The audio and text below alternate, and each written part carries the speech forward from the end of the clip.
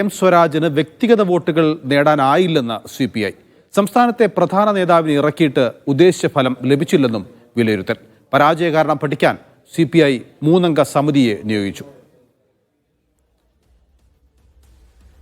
വിവരങ്ങൾ നൽകാൻ സെയ്ഫ് സൈലാബിദ്ദീൻ ചേരുകയാണ്. സെയ്ഫ്, എം സ്വരാജിന്റെ സ്ഥാനാർത്ഥിത്വം വന്നപ്പോൾ നിലമ്പൂരിൽ കിട്ടാവുന്ന ഏറ്റവും മികച്ച സ്ഥാനാർത്ഥി എന്നുള്ള ലേബലിലാണ് അദ്ദേഹം നിലമ്പൂരിൽ വന്നിറങ്ങിയത്. അതിൽ CPIക്ക് മറിച്ചൊരു അഭിപ്രായം ഉണ്ടായിരുന്നില്ല. എന്നിട്ട് ഇപ്പോഴെങ്ങനെയാണ് എം സ്വരാജിന് വ്യക്തിപരമായി ഒരു വോട്ട് പോലും ലഭിച്ചില്ല എന്ന് CPI പറയുന്നത്? അതിന് കാരണമായി പറയുന്നത് സ്വരാജിന്റെ ജന്മദേശമുണ്ട്. സ്വരാജിന്റെ ജന്മദേശമായ പോത്തുകൽ പഞ്ചായത്തിലടക്കം സ്വരാജിന് വ്യക്തിപരമായി വോട്ട് നേടിയെടുക്കാൻ കഴിഞ്ഞില്ല എന്നാണ് ഒരു പ്രാഥമിക വിലയിരുത്തൽ എന്ന രീതിയിൽ CPI കണക്കാക്കിയിരിക്കുന്നത്.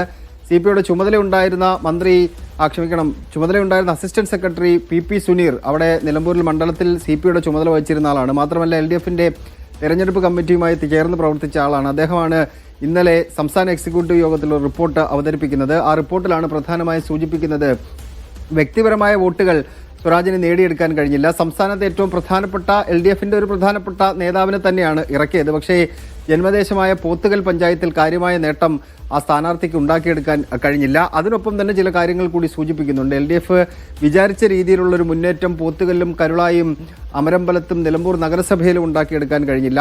സംഘടനാ സംവിധാനം ആകെ പ്രവർത്തിച്ചു. ഇടതുമുന്നണി ആകെ ഒറ്റക്കെട്ടായി തന്നെയാണ് പ്രവർത്തിച്ചത്. പക്ഷേ വിചാരിച്ച പോലെ LDF വിചാരിച്ച പോലെ സ്വരാജിന് വ്യക്തിഗത വോട്ടുകൾ കൊണ്ടുവരാൻ വേണ്ടി കഴിഞ്ഞില്ല എന്നാണ് ഒരു പ്രാഥമിക വിലയിരുത്തൽ. ബൂത്ത് തലത്തിന്റെ പ്രാഥമിക കണക്കെടുപ്പ് നടത്തിയ ശേഷം PP സുനീർ അവതരിപ്പിച്ച ആ റിപ്പോർട്ടിൽ സൂചിപ്പിക്കുന്നത് നിലമ്പൂരിലെ തോൽവി വിശദമായി തന്നെ പരിശോധിക്കാൻ വേണ്ടി CPI തീരുമാനിച്ചിട്ടുണ്ട്. ഒരു ഉപതെരഞ്ഞെടുപ്പിലെ തോൽവി സാധാരണഗതിയിൽ ഒരു ഘടകകക്ഷി അങ്ങനെ സാധാരണഗതിയിൽ പരിശോധിക്കുന്നതല്ല.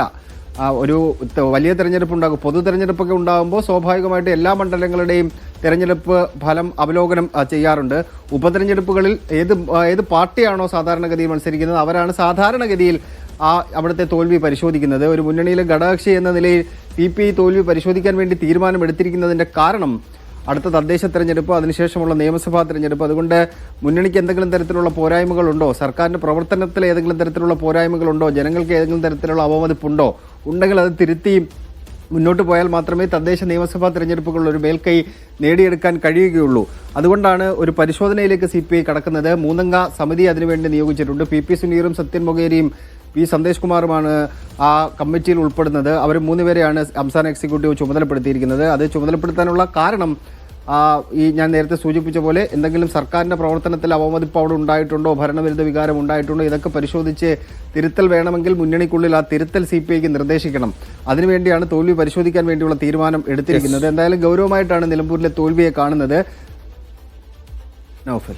നിലമ്പൂരിൽ എം സ്വരാജിന്റെ തോൽവി CPIയും പഠിക്കുകയാണ്. 3-അംഗ സമിതിയാണ് പഠിക്കുക. നിലവിൽ പ്രാഥമികമായ കണ്ടെത്തൽ സ്വരാജിന് വ്യക്തിപരമായി ഒരു വോട്ട് പോലും ലഭിച്ചില്ല എന്നുള്ളതാണ്.